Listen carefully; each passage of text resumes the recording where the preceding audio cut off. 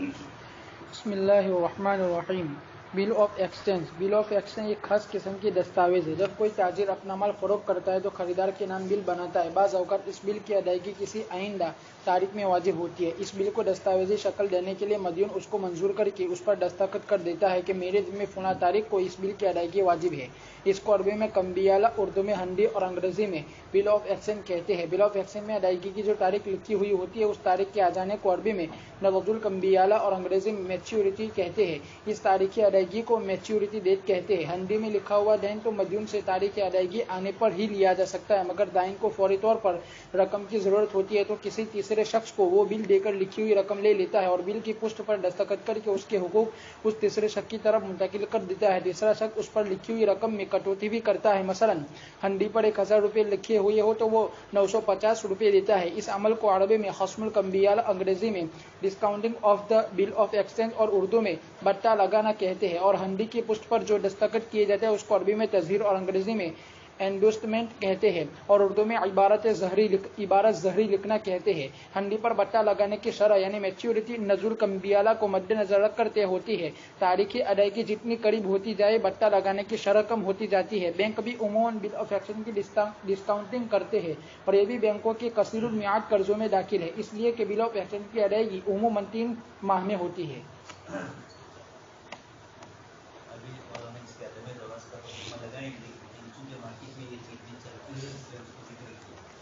نام رکھا گیا ہے بل آف ایکسچینج۔ یہ کیا ہوتا ہے؟ ایک آدمی جس نے کسی سے کوئی کاروبار کرتا ہے، جیسے آپ نے ملیشیا سے کوئی کاروبار کروایا اور وہ مال آئے گا، آپ کو رقم ادا کرنی ہے لیکن رقم ابھی ادا نہیں کرنی ہے، 2 مہینے 3 مہینے کا آپس میں معاملہ ہوتا ہے۔ اب 2-3 مہینے تک اس نے مال کا آپ کو دے دیا، اتنے 2-3 مہینے تک اس کو تو کچھ کرنا ہی نہیں ہے، آپ کو تو مال تیار کر کے دیا ہے، اس کی اتنی رقم آپ کے پاس آ گئی، یعنی اتنی رقم کا مال تیار کر کے دے دیا۔ اب اس کے پاس تو مال رہا نہیں، اب اس کو کہیں سے آرڈر آئے گا تو وہ کہاں سے لائے گا؟ میں فضیلت کے لیے نہیں کہہ رہا ہوں اس مسئلے کی، لیکن یہ مجبوریاں ہیں لوگوں کی کاروباری دنیا میں، اس لیے اب وہ یہ کرتا ہے کہ وہ کسی بینک سے یا کسی کمپنی سے یہ کہتا ہے کہ دیکھو میرے پاس یہ اب سامنے والے کا بل ہوتا ہے، آپ کو اس کے پاس سے 2 مہینے کے بعد رقم لینی ہے اس کو آپ کے پاس سے، تو وہ یہ بل لے کر جائے گا کسی کے پاس اور یہ کہے گا کہ یہ بل مجھے 2 مہینے کے بعد ملنے والی ہے رقم، لیکن 2 مہینے تک مجھے دوسرا کاروبار ہے کرنا، مجھے کیش کی ضرورت ہے، تو آپ یہ بل لے لو اور وہ جو روپیہ آئے گا اس کی طرف سے وہ آپ لے لو، چاہے سیدھا بینک سے اس کی معرفت کروائے، تو بل آف ایکسچینج اسی کا ہے کہ اس کے نام پر ہو جاتا ہے۔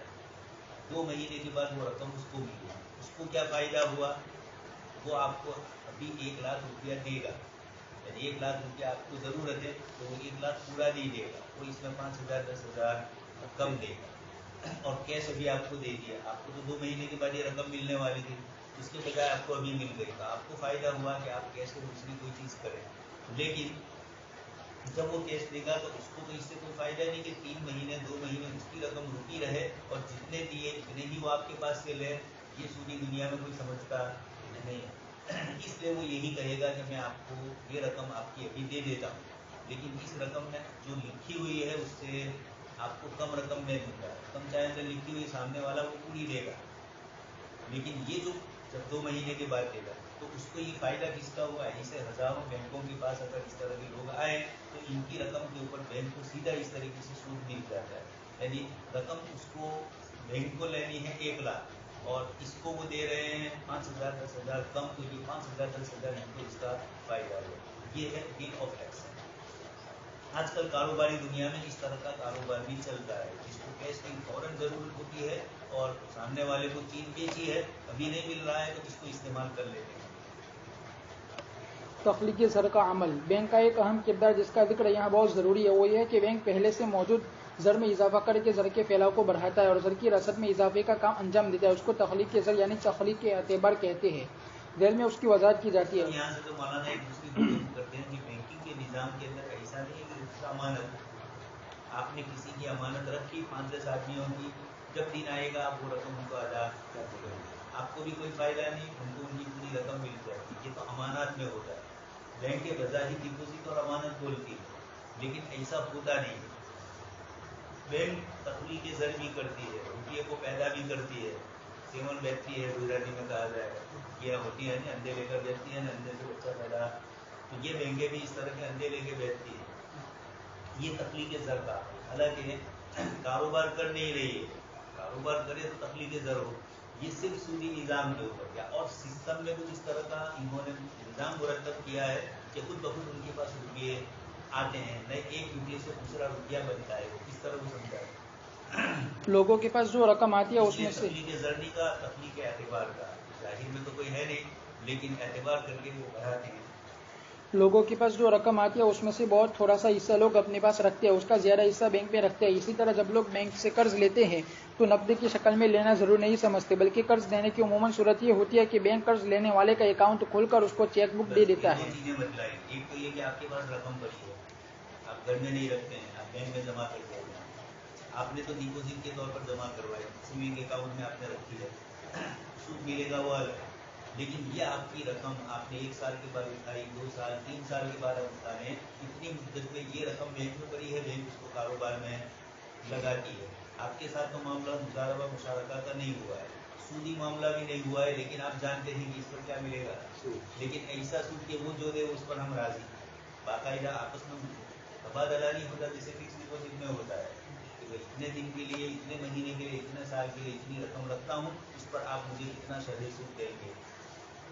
जायज़ नहीं है वो अपनी जगह पर बहस, लेकिन बैंकिंग में इस तरह चलता है। ये जो आप रुपया जमा करवाते हैं सेविंग अकाउंट में, इस पर इस तरह की कोई चीज़ नहीं होगी, आप जब उठाना चाहे उठा सकते हैं, लेकिन फौरन न भी मिले, 1-2 दिन के बाद भी मिले, बैंक के अमल में गड़बड़ है, या छोटा बैंक है, पैसे उसके ख़त्म हो गए, या छुट्टी आ गई, इस तरह के सारे मसाइल, इतने दिनों में भी बैंक का रुपया तो आपका अपने पास है, कोई इस रुपये को, एक बैंक से आपने दूसरी बैंक में रकम जमा करवाई, आपके पास एक रकम है, आपको किसी को देनी है, कोई चीज़ खरीदी या जो भी आपको जिस वजह से भी पेश आया हो, तो सामने वाले का वो बैंक नहीं होता है, तो आपका बैंक उसको अपने पास 2-3 दिन रखते हैं, फिर उसके बाद इतने दिन ये बैंक आपकी रकम को क्या कर लेगी, फ़ायदा उठा लेगी। और हिंदुस्तान है हर महीने का आ रहा है, जुलाई में इतनी छुट्टियाँ, अगस्त की इतनी छुट्टियाँ, तो अब ये छुट्टियाँ भी आती है, अब इत्तेफाकी तौर पर आपने एक रकम बेची और उसको पहुँचाना है दूसरे तक, लेकिन वो रकम बैंक की 2-3 दिन तक इस्तेमाल करेगी, इसलिए कि उसके पास तो वो रकम आई तो उसको कहीं ना कहीं लगा ही देते हैं। इस तरह की कई शक्लें बनती है, तो बैंक इस तरह के बहुत सारे अंडे जमा करती है, इससे उसको फ़ायदा होता है। पहली बात ये कही कि जो रुपया किसी के पास भी होता है वो बैंक में जमा करवाता है, तो हमारी अमानत है बैंकों के पास। अच्छा, इसी तरीके से एक आदमी बैंक में कर्ज लेने गया, लोन लेने गया, 1 लाख रुपया उसको लोन मिली, तो बैंक ये नहीं करेगा कि 1 लाख कैश लेकर उसको दे दी, उसको कहेगी कि तुम्हारा खाता है, खाते में हम जमा करो, और इस तरीके से हफ्ते हैं। या अगर उसने 1 लाख रुपया खाते में जमा करवा भी दिया, तो गंदगी बहुत फास्ट चलता है तो वो जमा भी कर दिया, लेकिन आप अपनी ज़रूरत के मुताबिक उठाएंगे, आप घर में ही बोझ रखेंगे। अभी रहमतुल्लाह ने किस्सा लिखा है कि शेख और मुरीद जा रहे थे, जंगल में थे, मुरीद को डर महसूस हुआ, उसने कहा शेख से कि मुझे डर लग रहा है, कहा कि जेब में कुछ है, तो कहा कर लाओ। थोड़ी देर के बाद आगे गए, 1-2 दिरहम थे, जो भी होगा, आगे जाकर पूछा कि कैसा है, तो कहीं में ना जाने पाए थे कहीं में ना, तो ये पैसा है भी ऐसा, न हो वो भी दुखी और हो वो भी दुखी, दुनिया ही ऐसी है। तो अब बैंक के पास आपने रखा, तो आप अपने घर में नहीं रखते हैं, चाहे आपने कर्जा लिया तो आपकी रकम भी बैंक के पास, और बैंक से कर्जा लिया वो रकम भी पूरी की पूरी आप नहीं लेते हैं, आप थोड़ी रखते हैं और थोड़ी अपने घर ले आते हैं, तो बाकी जो रकम रही बैंक तो ये लिखेगा कि फलाने को 1 लाख रुपया कर्ज दिया, और फिर 1 लाख में से 10,000 आपने उठाए, तो 90,000 भी बैंक में जमा, और 1 लाख भी, तो बैंक में कितने हो गए, 1,90,000। चाहे वो आपको 1 लाख कर्ज दिया है, लेकिन उसके पास तो इस तरीके से होता है, ताकि बवक्त ज़रूरत चेक जारी करके बदले चेक अदायगी कर सके। मसलन किसी ने बैंक से 1 लाख रुपए का कर्जा लिया, तो बैंक उसको नकद 1 लाख रुपए देने के बजाय 1 लाख रुपए का उसके नाम अकाउंट खोलकर चेकबुक उसको दे देता है। अब उसको जब भी कहीं किसी रकम की अदायगी करना होगी तो वो चेक जारी करके अदायगी करेगा। इन 2 बातों को सामने रखकर गौर किया जाए तो अंदाजा होगा कि बैंक के पास जितने नोट मौजूद होते हैं उससे कई गुना ज्यादा का फायदा उठाया जा रहा होता है। वो इस तरह कि जब किसी बैंक के पास कुछ नोट आए तो बैंक मरकजी बैंक का रिजर्व निकालकर बाकी रकम लोगों को कर्ज दे देगा। जिसने कर्ज लिया वो या तो नकद लेगा ही नहीं, बल्कि अकाउंट खुलवा कर चेक बुक लेगा या लेकर दोबारा उसी बैंक में रखवाएगा। इससे जितनी रकम का मजीद अकाउंट खोला गया زر میں اتنا اضافہ ہوا، حالانکہ نوٹ اتنے ہی ہیں جتنے رکھے گئے تھے۔ پھر قرضدار کا اکاؤنٹ کھولنے سے جو نیا ڈپوزٹ بینک کے پاس آیا اس میں سے بھی ریزرو نکال کر باقی رقم بینک کے آگے قرض دے دے گا۔ جو شخص قرض نکالنا ہی پڑے گا، یہ روزانہ ان کا حساب ہوتا ہے، جو شخص اس قرض لیے کہ بینکیں کمپیوٹرائز ہے، ان کا پورا حساب RBI بھی دیکھ لیتی ہے۔ اس لیے کسی بینک نے کسی سے روپیہ لیا اور اس میں سے ریزرو میں نہیں رکھا، شام تک میں حساب ہوتا ہے اور پھر ریزرو رکھ دیتے ہیں۔ اسی طرح آپ کو بینک میں کوئی آپ کے کھاتے کے اندر تنخواہ آتی ہے تو بینک کوئی کبھی تو یہ ہوتا ہے کہ صبح میں ہی آ جاتی ہے اور کبھی شام کو 6 بجے کے بعد لکھا ہوا آتا ہے، اس لیے وہ کام پورا ہو گیا ان کا جو اصل تھا، اب دوسرے کام کے اندر یہ آپ کے خارجی کام وہ کر دیتا ہے اور اس طرح بھی آ جاتا ہے۔ تو بینک میں یہ ان کو تھوڑی کچھ جو دینی پڑتی ہے ریزرو بینک کو، جو رقم روزانہ کی متعین ہے کہ اتنی آئی تو اس کی 40%، 30%، 25%، وہ رکھنے کے بعد باقی رقم جو بچی وہ ان کا کسی کو قرض دینے کے لیے ان کے پاس رہا، تو بینک کا ویلیو رہا کہ بینک میں اتنی رقم ہے۔ اب آپ نے 1 لاکھ رقم جمع رکھوائی اور آپ نے اس میں سے 10,000 اٹھائے، بینک کے پاس 90,000 پڑے ہیں، بینک اس کو استعمال کرے۔ اسی طریقے سے آپ نے قرض لیا اور لے کر پھر وہاں جمع کروایا، یا قرض 1 لاکھ کا لیا اور انہوں نے آپ کو کہا کہ ہفتے سے 10,000 کی چیک دیں گے، تو 10,000 ملے تو وہ بھی رقم آپ کی باقی، تو یہ بینک میں جمع رقم بولتے ہیں اور اس سے وہ فائدہ ہوتا ہے۔ جو شخص قرض لے گا وہ پھر بینک میں دماغ ہے، ایسا ہی چلتا ہے۔ جو شخص قرض لے گا وہ پھر بینک میں رکھوائے گا تو اس سے زر میں مزید اضافہ ہوگا، اسی طرح زر میں کئی گنا اضافہ ہو جائے گا، اس کو تخلیق زر کہتے ہیں۔ مثلا کسی بینک میں کسی شخص نے 100 روپے رکھے، بینک نے اس میں سے 20% یعنی 20 روپے مرکزی بینک کو دے کر باقی 80 روپے کسی کو قرض دے دیے، اس نے یہ 80 روپے پھر اسی بینک میں رکھ دیے، تو اب بینک کے پاس کل 180 روپے کے ڈپوزٹ ہو گئے۔ اس کا 20% یعنی 36 روپے، جس میں سے 20 روپے پہلے دے چکا ہے، اس لیے مزید 16 روپے مرکزی بینک کو دے کر باقی 64 روپے پھر کسی کو قرض دے گا اور وہ بھی اسی بینک میں رکھوائے گا، تو بینک کے ڈپوزٹ میں 64 روپے کا اضافہ ہو جائے گا۔ جتنے بھی لیتے رہیں گے جاتے رہیں گے، بینک میں سے سارا تو اٹھائیں گے نہیں، اب آپ کہو کہ اٹھائیں گے نہیں، لیکن بینک کے ذمہ تو ہے ہی اس کو دینا، وہ دینا ہے جب دیں گے۔ روزانہ کا حساب یہ کرن چلاتے ہیں کہ آج ابھی ہمارے پاس اتنا ہے اور بینک کے پاس 244 روپے کے ڈپوزٹ ہو جائیں گے۔ اس رقم کا 20% یعنی 80 جو بھی آئے گی اس کا 20% نکال کر باقی رقم بینک کے پاس، اب چاہے بینک کے اوپر وہ قرضہ بول رہی ہے یا بینک کے پاس وہ امانت، اس سے بینک کو کوئی فرق پڑتا ہے، رقم تو آئے گی، اس رقم کو وہ کہیں نہ کہیں استعمال کریں گے۔ 20% یعنی 80.48 روپے، جس میں سے 36 روپے پہلے دے چکا ہے، اور مزید 80.12 روپے مرکزی 12.80 روپے مرکزی بینک کو دے کر باقی آنکڑے ہی ہے، وہ اپنے حساب سے ہی بولے جاتے ہیں۔ 51.20 روپے کا پھر قرض دے گا اور وہ شخص دوبارہ اسی بینک میں رکھ دے گا۔ اسی طرح اب بینک کے پاس 295.20 روپے کے ڈپوزٹ ہو گئے۔ اس طرح 100 روپے دن بن گئے، 295 لیے، ایک آدمی کا اس طرح حساب دینے تو سارے لوگوں کا، اسی لیے تو ہے کہ آپ کا روپیہ لے کر آپ نے روپیے جمع کروا دیے بینک میں، تنخواہ میں بھی آپ نے پوری نہیں لی، پہلے 10 دن کے حساب سے لی، پھر 10 دن کے حساب سے، تو باقی 20 دن کی ان کے پاس ہی پڑی رہی، وہ اس کا 20% نکال کر باقی رقم تو اپنے ہی کسی کو قرضے دے گی۔ اور چونکہ یہ بہتے ہوئے دریا کی طرح بینک ہے، لوگ یہ جمع بھی کرواتے ہیں اور لوگ اٹھاتے بھی ہیں، اس لیے دونوں طرف سے ان کو فائدہ ہوتا ہے۔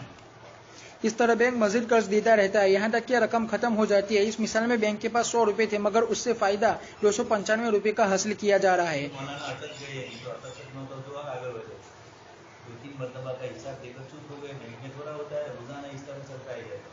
ہر ڈپوزٹ ہولڈر اپنے ڈپوزٹ کی بنیاد پر چیک جاری کر سکتا ہے، تو گویا 295 روپے کے چیک جاری ہو سکتے ہیں، جبکہ اصل میں 100 روپے تھے، مزید 195 روپے بینک کے تخلیق کردہ ہے اور بینک کا یہ عمل تخلیق زر ہے۔ اس مثال میں ایک بینک فرض کر کے یہ کہا گیا کہ قرض لینے والا اسی بینک میں دوبارہ رقم رکھوائے گا، لیکن عملاً یہ بھی ہوتا ہے کہ وہ اس بینک کے بجائے کسی اور بینک میں رقم رکھوا دے۔ سکتا ہے اس بینک سے لیا قرضہ، یہاں سے مل رہا تھا تو یہاں سے لیا، یہاں کم سے رسید پر لکھتا ہے اور اس کی اصل بینک دوسری ہے، تو یہ رقم پھر وہاں رکھے گا تو اس بینک کو بھی فائدہ، اس کے نتیجے میں اس دوسرے بینک کے ڈپوزٹ بڑھ جائیں گے۔ بہر کیا کہیں نہ کہیں بینکنگ کی نیٹ ورک میں سے کہیں نہ کہیں کسی کو مل ہی جاتا ہے، آپ ہی کے بینک کو ملے، آپ نے جہاں رکھا ہے اس کو ملے، یا جس سے قرض لیا ہے اس کو کسی کو بھی ملتا ہے۔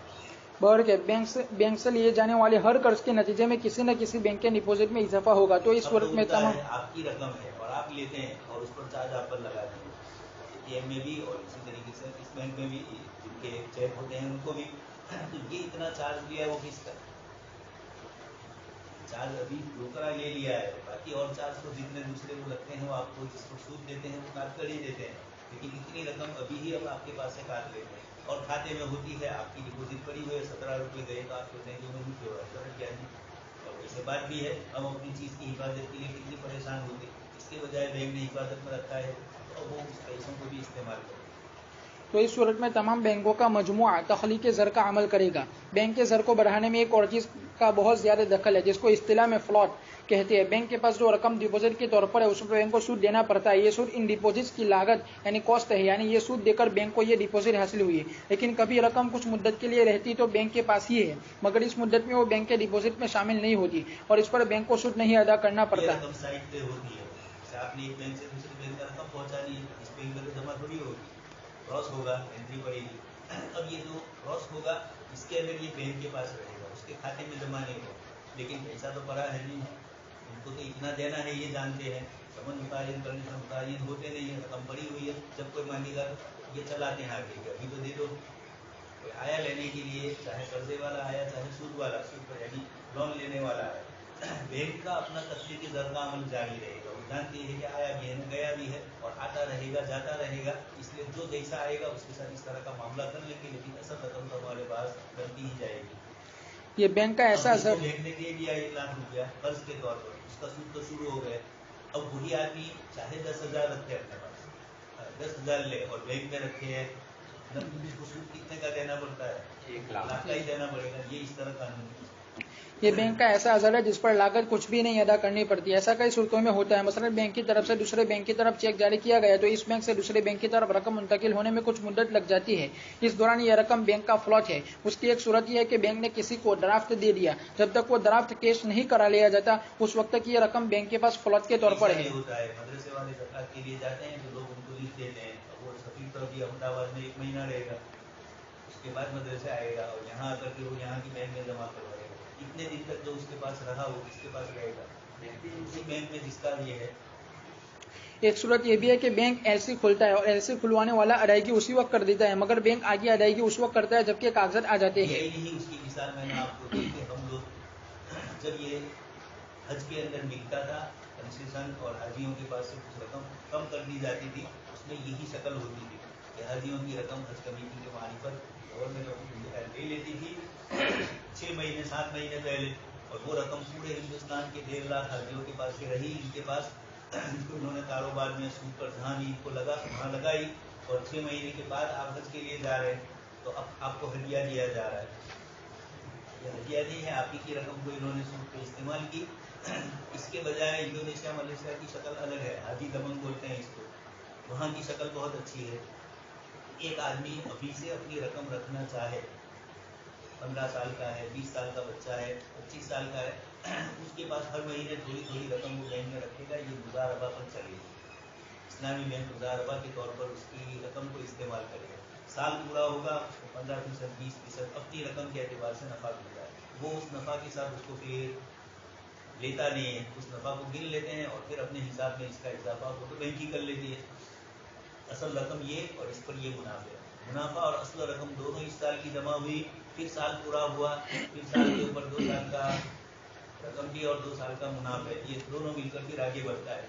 इस तरीके से ये सरकार भी तो कई स्कीमें करती है कि हमारी जेल छोकरी थी तो इन्हें 8 लाख रुपया 10 महीने में, लेकिन अभी नहीं मिलेगा, 25 साल के बाद मिलेगा। तो ये कैसा इसी तरीके से सूदी कारोबार करते हैं और बढ़ाते रहते हैं और इस तरह दे देते हैं, मिल जाता है उतनी देर के लिए बगैर किसी लागत की और का बैंक के पास रहती है। हाजी तबंग वाला जो मसला है मलेशिया वाला, वो जायज हुआ, वो मुजारबा हुआ, ये सब सूदी कारोबार है। इसी तरह रेलवे बिलती में होता है कि कागजात बैंक में आते हैं, बैंक में इसी तरह ये भी है, आपने रकम आपने कोई किताब किसी जगह से ली, बैंक वालों ने आपको कहा कि इतनी रकम जमा करवा दो, आपने जमा करवा दी। अब वो बैंक का बिलती जो आपको मिलेगा वो 1 दिन में नहीं मिलेगा, 1-2 दिन के बाद मिलेगा। छुट्टियाँ हो, ट्रांसपोर्ट की छुट्टी है, अब आप जाएंगे तो भी वापस, तो इस तरीके का होता है। इस दुनिया के ऊपर भी इतने दिन जो रहा, हासिल ये है कि कहीं ना कहीं किसी जगह से रकम का इधर से उधर मुंतकिल होने का जो हुआ, वो तो सिर्फ रकम का मुंतकिल होना है, इबारत को मुंतकिल होना है, पैसे तो उन्हीं के पास रहते हैं,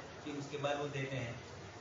बैंक में अदायगी करके कागजात वसूल होते हैं और कागजात वसूल करके बिल्टी छुड़ाई जाती आप है। सुन चुके हैं ऐसी खाता खुलवाने के बाद कितनी मुद्दत के बाद आपने तो रकम जमा करवा दी और आपका माल आ रहा है कितने दिन के बाद बैंक में आपने जमा करवाया, बैंक को तो आज ही से रकम मिल गई, इसलिए उसको कहीं कारोबार में इस्तेमाल करवाती है सूद में, और आपको चीज मिलेगी 1 महीने के बाद, तो वहाँ से रवाना हुई, कैश बिल्टी आपके पास ले लेते हैं कि पैसे जमा करवाओ तो वही हम किताब भेजेंगे, बैंक में आपको रकम जमा करवानी पड़ती है, अभी देवबंद से रवाना नहीं हुई, उसके खाते में पता चल गया बैंक को मिल गई, या बैंक सामने वाले को कहे कि पैसे आ गए आप किताब रवाना, और अब उसके बाद वो चाहे तो जिस दिन वो चाहे उसको दे दे ताजिर को, या ये चाहे कि जिस दिन किताब मिले उसी दिन रकम, इसलिए कि आपने रकम जमा करवाई तो आप बैंक आपको अपने बैंक से कहेंगे नहीं कि मैंने रकम जमा करवाई अभी किताब नहीं आई, तो आपकी बैंक अपने पास पहुँचती है, फिर उस बैंक को जब वहाँ से किताब रवाना हो गई, इत्मीनान हो गया तो देगी, फिर वो बैंक भी तब जमा करेगी जब कितने दिन तक जमा करने का मतलब होगा, बाकी ये तो इस्तेमाल शुरू हो गया। अब कागजात बैंक से लेते हुए अदायगी तो बैंक में कर दी जाती है, मगर बिल्टी भेजने वाले को यह रकम मिलने में ताखिर हो जाती है। ये भी बैंक का फ्लॉट है। हर दरख्वास्तों का मामला भी ऐसा ही है। इसके अलावा फ्लॉट की और भी सूरतें हो सकती है। फ्लॉट के जरिए बैंकों को काफी सरमाया हासिल होता है। इस तरह बैंक कहीं न कहीं से रुपया बैंक जो सूद देती है अकेला सूद नहीं होता है, इसके साथ इस तरह का इधर से लाया हुआ उधर का लाया हुआ हरमी मजीद जो कुछ भी होता है सारा फिर उसके बाद उसमें से देती है। मतलब ये है कि बैंक में जितना रुपया आप रखते हैं या लोगों की डिपोजिट होती है उतना ही नहीं रहता है, वो कहीं ना कहीं से दूसरा वसूल कर ही लेते हैं। उससे एक और बात सामने आ गई, वो है कि बज़ाहिर ये मालूम होता है कि बैंक डिपोजिटर यानी रकम रखवाने वाले को जो सूद देता है बैंक की लागत भी उतनी होती है। मसलन 8% सूद देता है तो बैंक की लागत भी 8% होगी, मगर वाकया में मामला ऐसा नहीं। बैंक की जितनी रकम दे देता है सूद, आपने 1 लाख रुपया रखवाया उसके ऊपर अगर वो इतना लंबा तो नहीं देती है, वो हिंदुस्तान में अब सूद की शरह कम हो गई है, 1 लाख रुपया जमा करवाओ तो पूरे साल में कहीं 2%, 3% इतना ही, लेकिन ये कि ये जो 2-3% भी देती है असल रकम इतनी कमाने की नहीं होती है, कमाया तो बहुत ज़्यादा होता है, आपको सूद के उन्वान से इतनी मामूली रकम दे दी जाती है, बाकी रकम बैंक अपने पास ही रहती है। इस्लामी बैंकें भी ये करती है, लेकिन जो वहाँ मुजारबा मुशारका है इससे फ़र्क ये होता है कि बीच का सारा खर्चा निकालने के बाद हर आदमी को उसके फीसद के मुताबिक मिलता है। बैंक वाले भी फीसद तो मुतायन करते हैं, लेकिन शरह सूद बहुत कम मिलता है।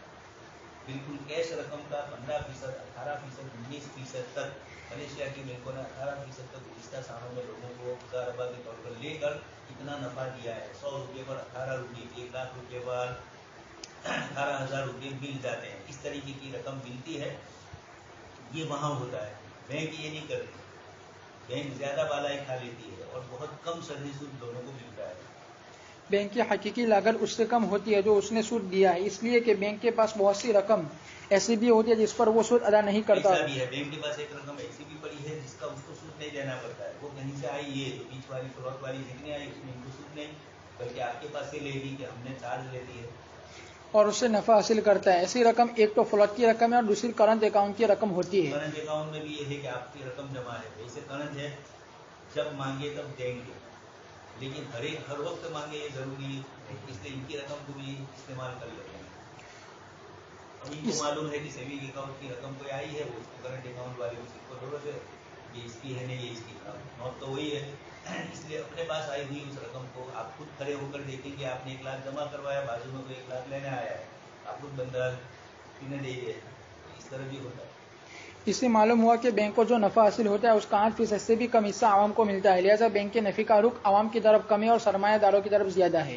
मरकजी बैंक अल बैंको रईसी यानी सेंट्रल बैंक, ये मुल्क का इंतहाई अहम इदारा होता है जो तमाम तिजारती बैंकों यानी कमर्शियल बैंक का निगरान होता है। मुल्क के मालियाती निज़ाम में उसका बहुत अहम किरदार होता है, जैसा कि उसके वज़ाइफ की तफसील से मालूम होगा। इस इदारे को उर्दू में मरकजी बैंक, अरबी में अल बैंको रईसी या अल मसरफ़ुर रईसी,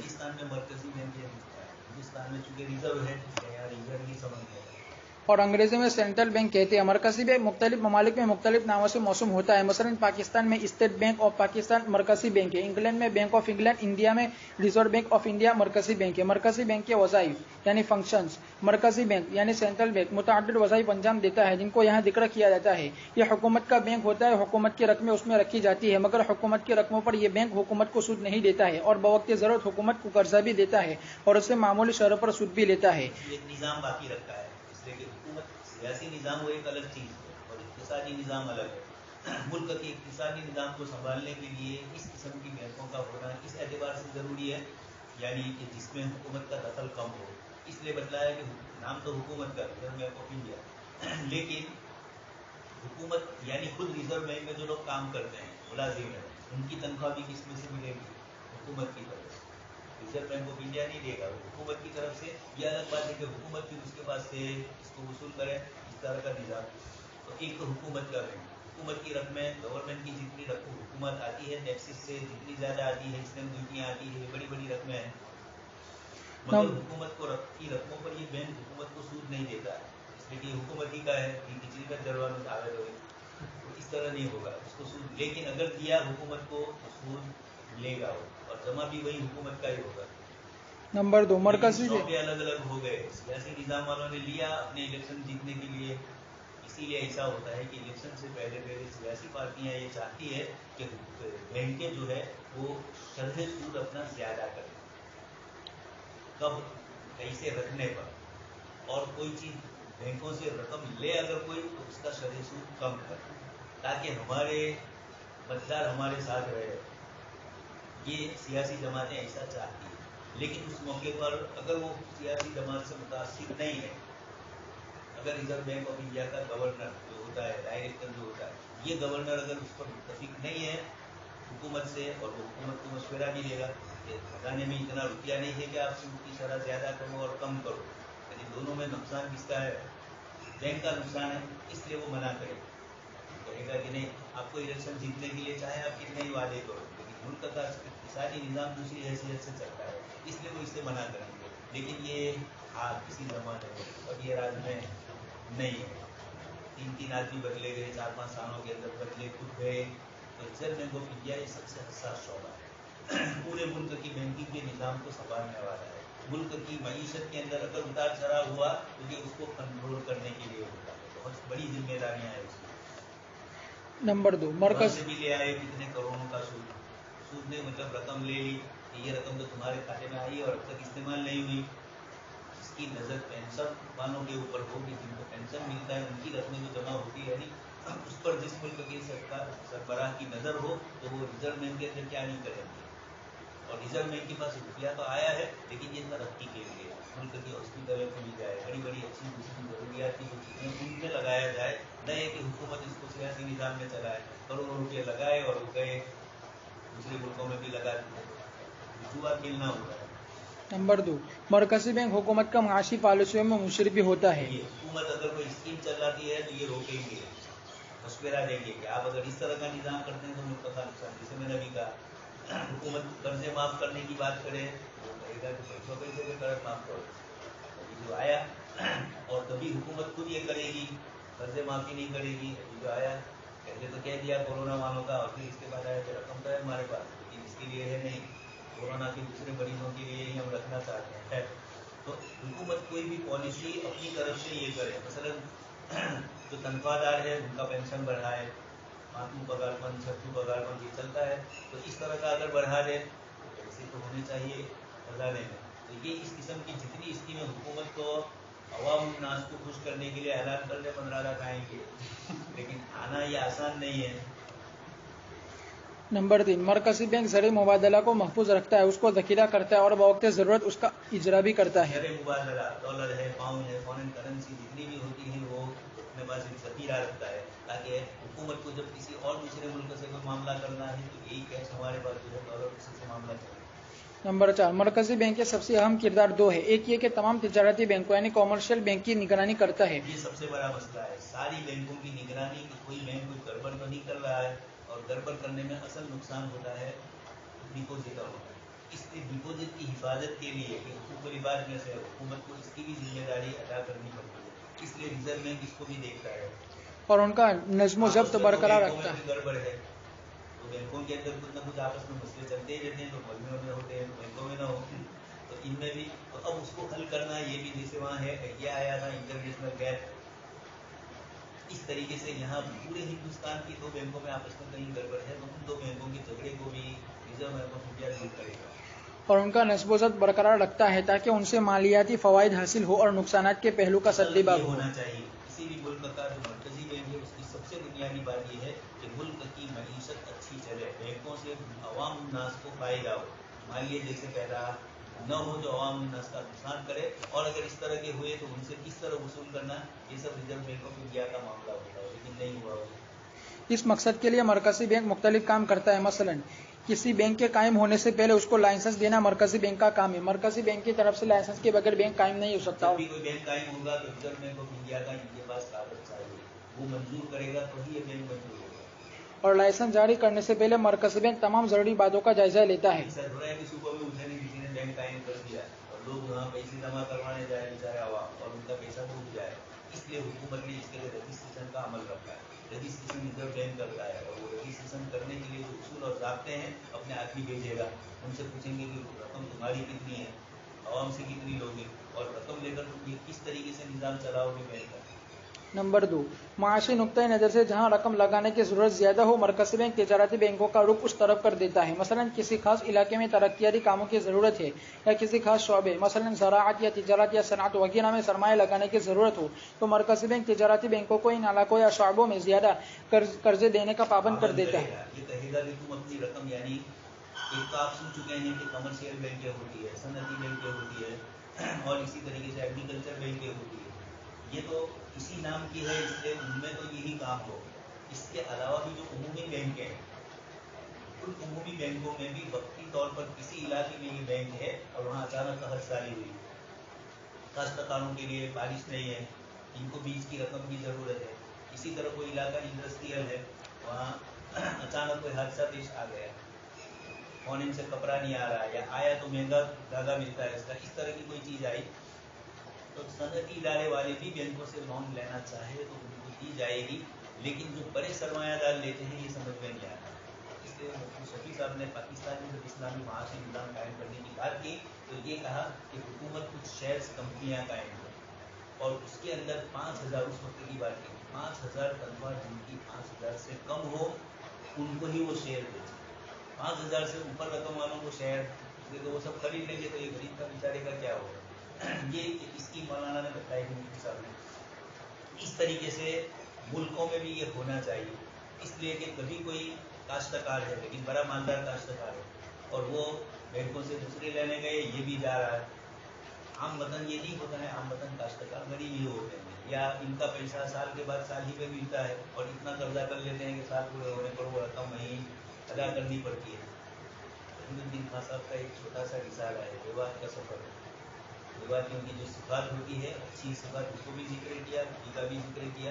उसी के अंदर ये कहा कि शादियाँ बहुत लंबी लंबी करते हैं, और बनिए के पास कारोबार कोई नहीं करते हैं, मुलाजमतें छोटी मोटी करते हैं, बड़ी अच्छी तो अभी भी लिखी भी नहीं हो। उस वक्त की बात की थी मौलाना ने, जिस वक्त विवाद का मामला अमल में आया था 1947 के बाद, उसमें अजीब व गरीब किस्म की चीज़ें लिखी है। तो यही लिखा है कि शादियाँ इतनी बड़ी करते हैं कि एक शादी में 5 बीघे 10 बीघे चले ही जाते हैं।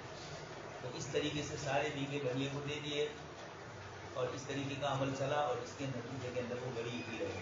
क्योंकि लोग जो कर रहे हैं लंबी लंबी रकमें जिनको मिल जाती है, वो रसम भी पूरा गाँव ही चला गया, इंडस्ट्री सब ज़मीनें लोगों ने अपनी दे दी, और उसके बाद कमाने का क्या जरिया, गाड़ियाँ लाए, महोत्सव कर लिए, बड़े मकान, ढोने के बाद कोई चीज़ें, मकान अच्छा होने, गाड़ी अच्छी है, कभी कुछ नहीं, खुदरा वालों की अकलमंदी नहीं है, अच्छा की गाड़ी मिलेगी।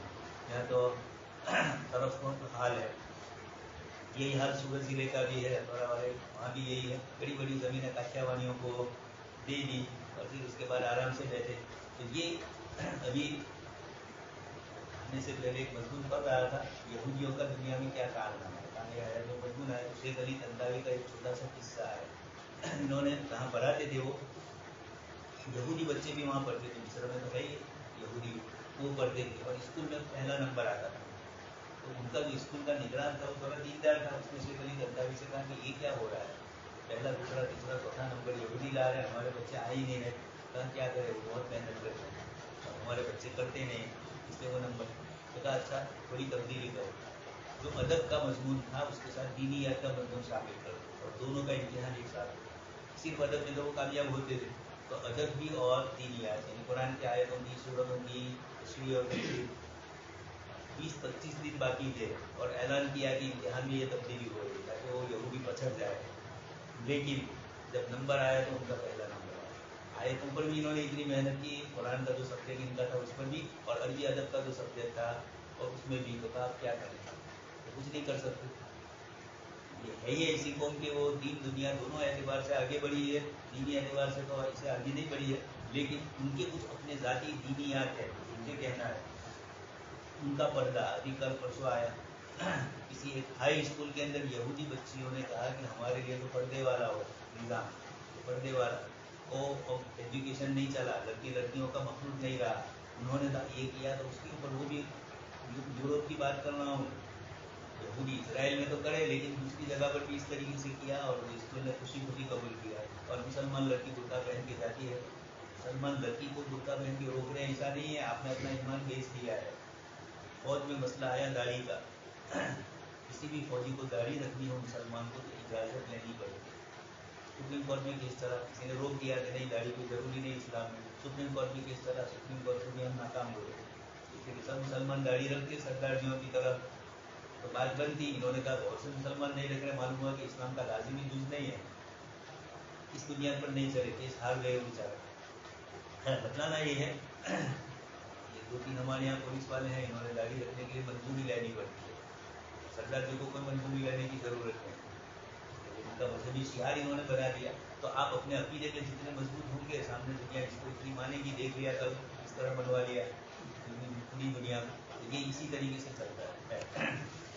नंबर 3, जिन लोगों ने यानी डिपोजिटर बैंक ये सारे अलग अलग शोबों में। अच्छा, अब ये होगा तो वो बैंक कहेगा कि हम ज़राअत के अंदर ज़्यादा पैसे दे रहे तो हमारे दूसरे काश्तकारों के, दूसरे ताजिरों को हम कैसे दें, आम पब्लिक को कैसे दें। तो रिजर्व बैंक ऑफ इंडिया इसको लालच देगा कि तुम्हारा तो हमारे पास रिजर्व रहता है, उसमें से 5% रिजर्व हम तुमसे इस साल कम लेंगे, और ये 5% रिजर्व तुम उन लोगों को दो और इनको ये फायदा, इसलिए कि एग्रीकल्चर में सूद कम मिलेगा और तिजारत में सूद। वो जो बैंक है वो जब इस तरीके से रिजर्व बैंक की बात मानेगा तो उसको नुकसान होगा, तो रिजर्व बैंक उसको लालच देगा। और इस तरीके से कि रिजर्व बैंक के पास तो वो रकम पड़ी है, वो इसी दिन के लिए है, इसे कुछ फायदे के लिए, या कभी ये बैंक ताला लगा के चला गया तो रिजर्व बैंक उसका जो रिजर्व होगा वो खातेदारों को अदा करेगा। अदा करना चाहिए, करेगा कि नहीं करता है वल्लाह। नंबर 3, जिन लोगों ने यानी डिपोजिटर ने बैंक में अपनी रकमें लगाई हुई है उनकी रकमों के तहफ़्फ़ुज़ के लिए कवायद व ज़वाबित बनाता है। मसलन रकम का इतना हिस्सा मरकजी बैंक में रखना होगा, इतना हिस्सा बैंक अपने पास महफूज रखेगा वगैरह। डिपोजिटरों की हिफाजत के लिए कानून बदलते रहेंगे, जब जब भी कोई कानून यानी देखेंगे कि कभी कोई नुकसान हो रहा है, कभी कोई फायदा हो रहा है, तो नुकसान वाली चीज़ों पर कानून आते हैं। आपको कहा नहीं, उमर इब्न अब्दुल अजीज रहमतुल्लाह अलैह का एक जुमला, गुनाह सख्ती लाते हैं।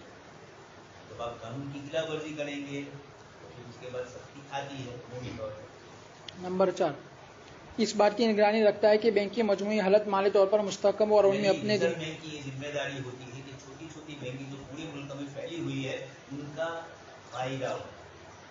उनको अगर रिजर्व बैंक के कानून की वजह से कोई परेशानी आती है तो उसको दूर करें, उनको कहीं और खारजी हालात की वजह से आ रही है तो उसको दूर करने की कोशिश करें, इसलिए कि इनका फायदा डिपोजिटरों का फायदा, पब्लिक के फायदे के लिए बैंक को भी तकलीफ हो रही है। अच्छा, इसी तरीके से कोई बैंक अगर इस तरह करती है डिपोजिटरों के साथ कोई बदमाशी, तो डिपोजिटर डायरेक्ट अपनी बैंक की कोताहियों को, अपनी बैंक की बदमाशी को रिजर्व बैंक में कर सकता है कि भाई हमारे साथ ये हो रहा है, सुनेगा उसको, और में आप जाएंगे तो फरीक बन के सामने वाला बैंक आएगा, रिजर्व बैंक का आपकी फेवर में आएगा अगर आपकी बात सही है तो, और अगर आप भी गलत कर रहे हैं वो भी गलत कर रहा है तो फिर दोनों के दरमियान मुसालहत करवाएगा और उनमें अपने दिम्मी हुकूक की अदायगी की सलाहियत और इस्तेदाद रहे। नंबर 5, जितना बाकी रहेगा, बैंक जितना मजबूत होगा, बैंक ने कहीं भी खोद खाई, बैंक का मैनेजर है उसका थोड़ा जाएगा किसका, उन अवामुन्नास डिपोजिटरों का, इसलिए हुकूमत ये लिहाज। दूसरी बात ये कि कोई बैंक एक मरतबा ऐसा करे, 2 मरतबा बदमाशी करे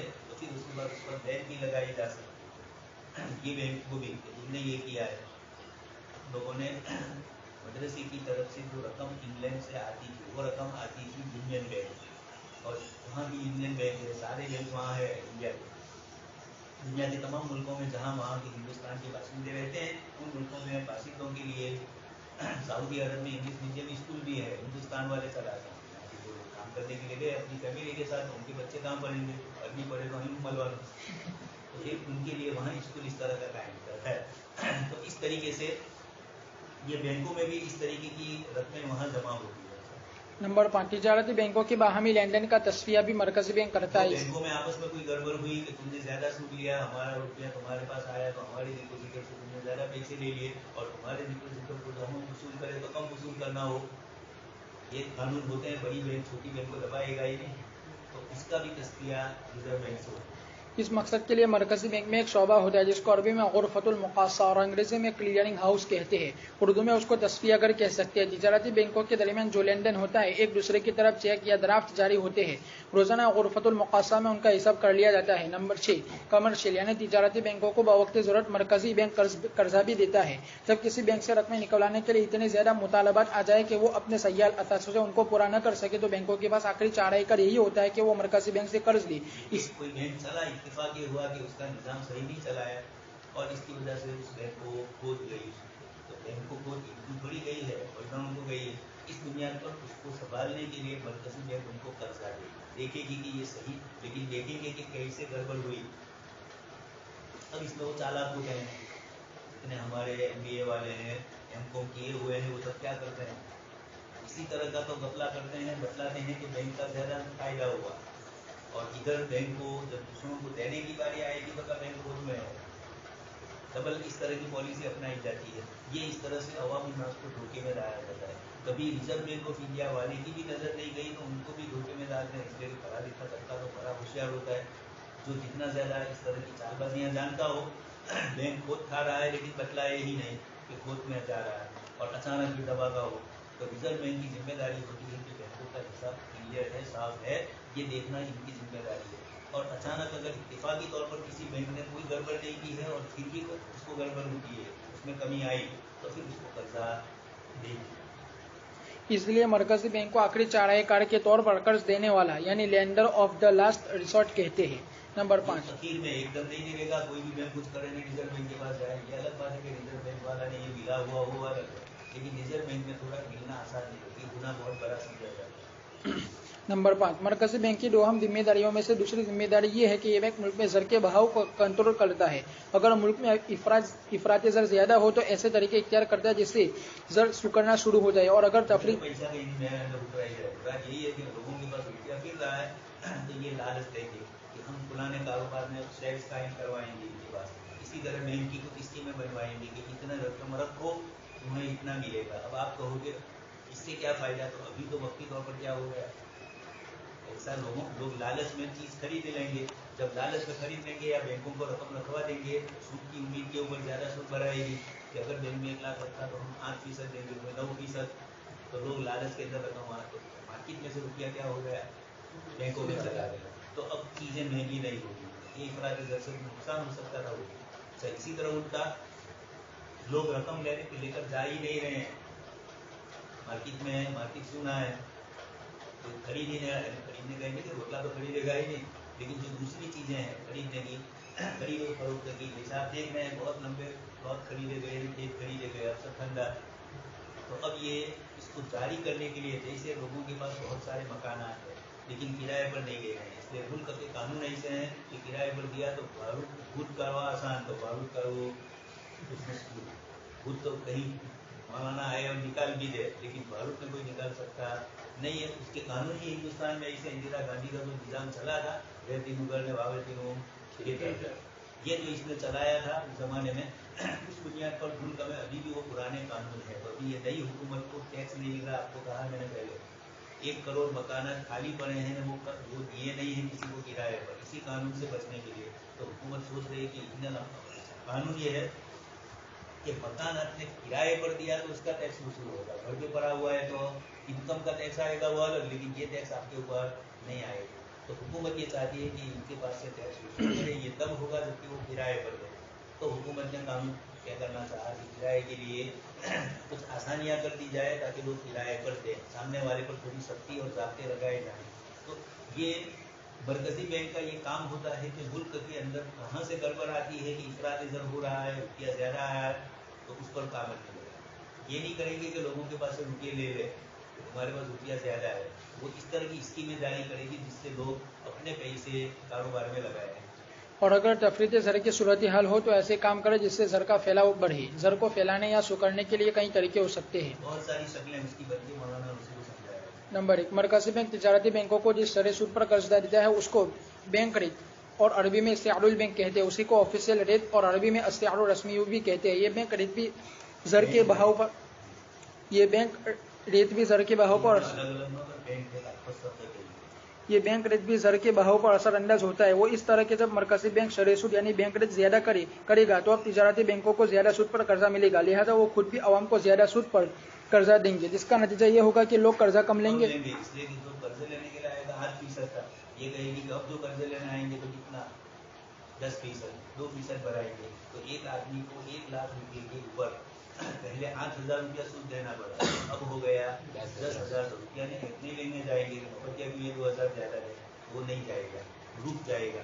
جب لوگ قرضہ کم لیں گے تو بینک کا تخلیقی زر کا عمل کم ہوگا اور زر کی گردش بھی کم ہو جائے گی. اس کے برعکس مرکزی بینک شرح سود کو گھٹائے گا تو تجارتی بینک بھی گھٹا دیں گے، جس کے نتیجے میں لوگ قرض زیادہ لیں گے اور تخلیقی زر لوگوں کے پاس روپیہ نہیں ہے، سبھی یہی حال ہے. اور بینکوں نے یہ کیا ہے، ریزرو بینک نے یہ کیا کہ شرح سود کیا کر دو، کم کر دو تاکہ لوگ تمہارے پاس سے قرضہ لے کر جائیں اور وہ روپیہ لیں گے تو تجارت چلے گی، روپیہ ہی نہیں لیں گے تو تجارت چلے گی. تو بینکوں کے پاس روپیہ ہے لیکن لوگ لینے نہیں جا رہے ہیں، شرح سود زیادہ ہے.